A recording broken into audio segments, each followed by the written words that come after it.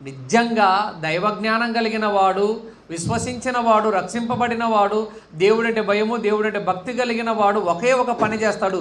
సర్వం ఎరిగిన కన్న తండ్రి అయిన దేవుడికి అప్పజెప్పుతాడు. పగ తీర్చుకున్నట్టు నీ పని కాదు, పగ తీర్చుకున్నట్టు నా పని. నీవెందుకు నీ చేతుల మట్టి అంటించుకుంటావు?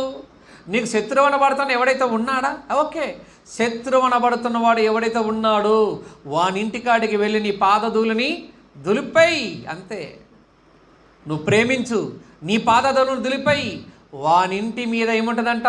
నేరస్థాపన చేయబడుతుంది, నేరస్థాపన చేయబడుతుంది. గనక ఎవడైనా నీకు హాని తలపెడుతున్నాడు, నాకు హాని తలపెడుతున్నాడు అని చెప్పేసి 24 గంటలు జగడమాడగాకు. పరలోకమందున్నటువంటి దేవుడికి నువ్వేం చేయాలి? వానిని అప్పజెప్పే వారముగా ఉండాలి తప్ప మాటి మాటికి మనము జగడములు